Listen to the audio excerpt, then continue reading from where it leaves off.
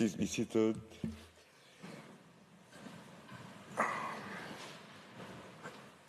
The sitting is open. The court meets this morning under Article 74, paragraph 3 of the Rules of Court to hear the second round of oral argument of the United Mexican States on its request for the indication of provisional measures submitted in the case concerning Embassy of Mexico in Quito, Mexico versus Ecuador. For reasons known to me, Judge Yusuf is unable to be present on the bench for the duration of these hearings. As the court does not include upon the bench a judge of Ecuadorian nationality, Ecuador availed itself of the right under Article 31, paragraph 2 of the statute to choose a judge ad hoc in this case, to sit in this case. It chose Mr. Donald McRae. Article 20 of the statute provides that every member of the court shall, before taking up his duties, make a solemn declaration in open court that he will exercise his powers impartially and conscientiously. Pursuant to Article 31, paragraph 6 of the statute, that same provision applies to judges ad hoc, notwithstanding that Judge McRae has been a judge ad hoc and made a solemn declaration in previous cases. Article 8, paragraph 3 of the Rules of Court provide that he must make a further solemn declaration in the present case. Before inviting Judge McRae to make his solemn declaration, I shall first, in accordance with custom, say a few words about his career and qualifications. Judge McRae, of Canadian and New Zealand nationalities, is Professor Emeritus and former Dean of Common Law at the Faculty of Law at the University of Ottawa.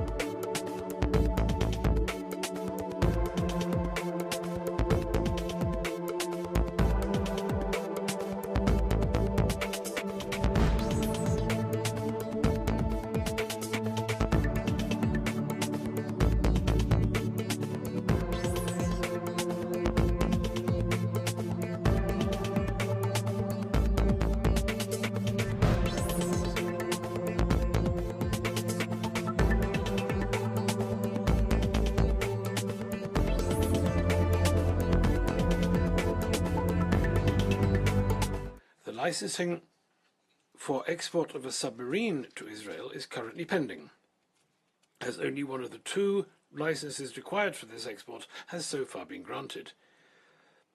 Finally, the court takes note of Germany's statement that 98% of the licenses granted since the 7th of October 2023 concerned other military equipment and not war weapons.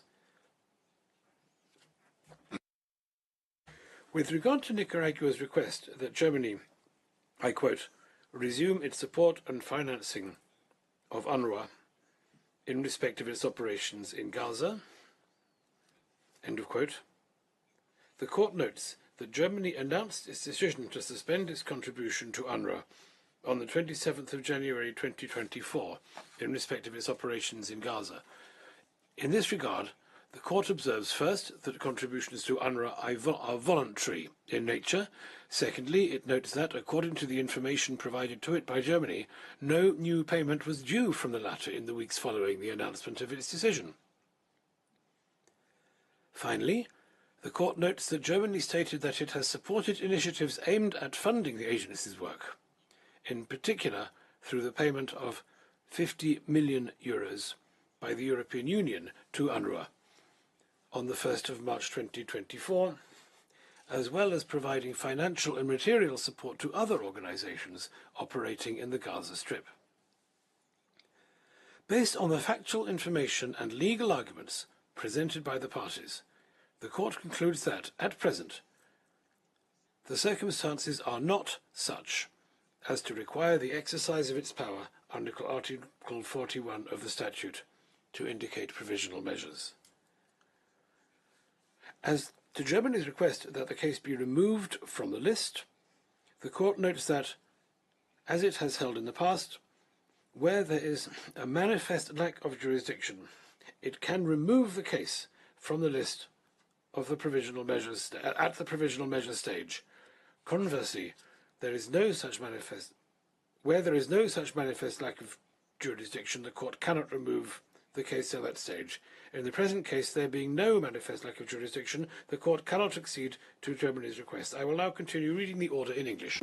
That in its order of 26 January 2024, in the case concerning the application of the Convention on the Prevention and Punishment of the Crime of Genocide in the Gaza Strip between South Africa and Israel, it noted that the military operation conducted by Israel following the attacks of 7 October.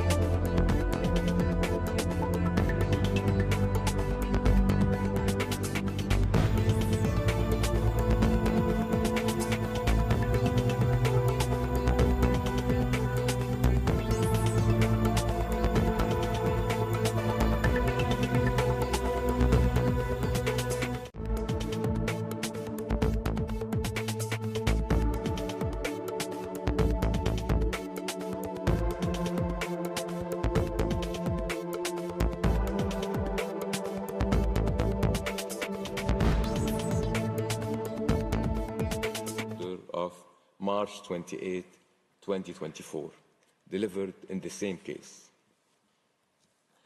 The court further recalls that, pursuant to Common Article 1 of the Geneva Conventions, all states parties are under an obligation to respect and to ensure respect for the conventions in all circumstances. It follows from that provision that every state party to these conventions, whether or not it is a party to a specific conflict, is under an obligation to ensure that the requirements of the instruments in question are complied with. Such an obligation does not derive only from the conventions themselves, but from the general principle of humanitarian law to which the conventions merely give specific expression. With regard to the Genocide Convention, the Court has had the opportunity to observe that the obligation to prevent the commission of the crime of genocide pursuant to Article 1 requires states parties that are aware or that should normally have been aware of the serious risk that acts of genocide would have been committed to employ all means reasonably available to them to prevent genocide as far as possible. Further, state parties are bound by the Genocide Convention not to commit any other acts enumerated in Article 3 of this convention. Moreover, the Court considers it particularly important to remind all states of their international obligations relating to the transfer of arms to parties to an armed conflict in order to avoid the risk that such arms might be used to violate the above-mentioned conventions. All these obligations are incumbent upon Germany as a state party to the said conventions in its supply of arms to Israel. The Court reaffirmed that the decision given in the present proceedings in no way prejudges the question of the jurisdiction of the Court to deal with the merits of the case or any questions relating to the admissibility of the application or to the merits themselves. It leaves unaffected the right of the governments of Nicaragua and Germany to submit arguments in respect of those questions. I shall now read out the operative part of the order. For these reasons, the Court, by 15 votes to 1, finds that the circumstances, as they now present themselves to the Court, are not such as to require the exercise of its power under Article 41 of the statute to indicate provisional measures. In favor, President Salam, Vice President Sebutinde, Judges Tamka, Abraham, Yusuf, Shwe, Bandari, Iwasawa, Nolt, Charlesworth, Brandt, Gomez Robledo, Cleveland, Oresco, Tladi. Against, Judge Ad hoc Al-Khassawi. I shall now call on the Registrar to read the operative part of the order in French.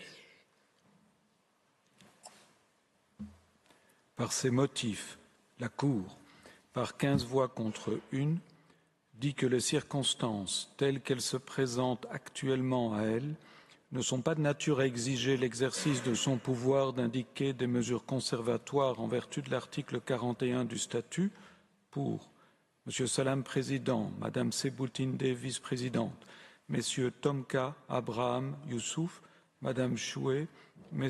Bandari, Iwasawa, Nolt, Mme Charlesworth, M. Brandt, Gomez Robledo, Mme Cleveland, M. Orescu, Tladi, juge. Contre, M. Al-Khassaouneh, juge ad hoc. The text of the order is available from today in TypeScript. It will be available shortly on the court website. The printed text will be available in due course. As the court has no further business before it today, I declare the sitting closed.